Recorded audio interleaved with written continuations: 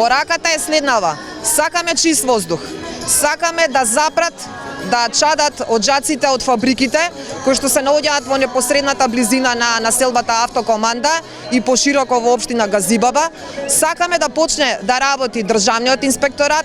Сакам да дојдат представници од Министерството за животна средина и планирање, за да видат и да се соочат со самата слика, односно со самиот воздух кој што ние го дишеме овдека во населба Автокоманда и општина Газибаба. Најзагадена, најпрљава, дрвата ги исекоа. Згради почнаа да градат. Нели се гуши со тоа воздухот? Нели се намалува ветерот за да прави пробив на населбата, така? Нели? Вие како граѓани учествувавте ли во одлуките што беа донесени за изградба на згради? Бевме кај началникот, градоначалникот да се сопре ова давањето на дозволи, меѓутоа не послуша.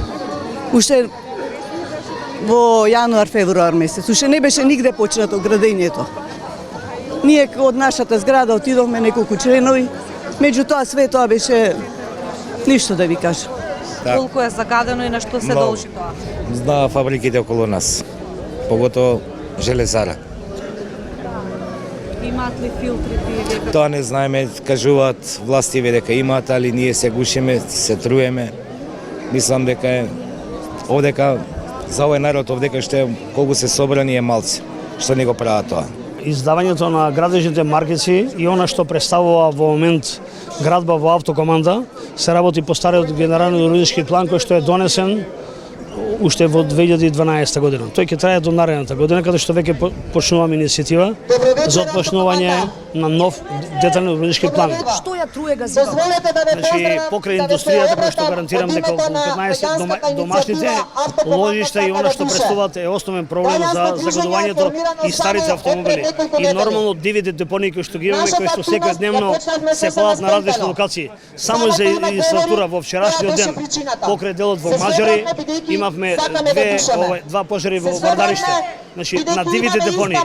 И покрај тоа што ние ги лоцираме, не можеме на уви да постигнеме, да фатиме некого кој што можеме условно да кажем да казниме или да лоцираме со идентитет, ние правиме напори бидејќи располагаме со одреден број на луѓе, лимитирани сме. Имаме начин кој што треба да го направиме заедно со сите општини, а тоа е меѓуопштинската соработка. На низа седници упативме јасни забелешки и дописи до Министерството за животна средина по однос на неработата на мерната станица. Цела година недозволиво е да не работи мерната станица за квалитетот на воздухот што е поставена во општина Газибаба. Тоа според нас се прави злонамерно, се со цел граѓаните да не можат да имаат информација каков е квалитетот на воздухот. Како советници ќе дадеме свој принос и наредниот период. Да, се подобри квалитетот на воздухот преку носење на најразлични мерки. На 10 октомври на наша иницијатива ќе се одржи отворена седница на Советот на која ќе дојдат сите граѓани, представници од институции задолжени за следење на загадувањето, каде што ќе дебатираме за загадувањето во општина Газибаба.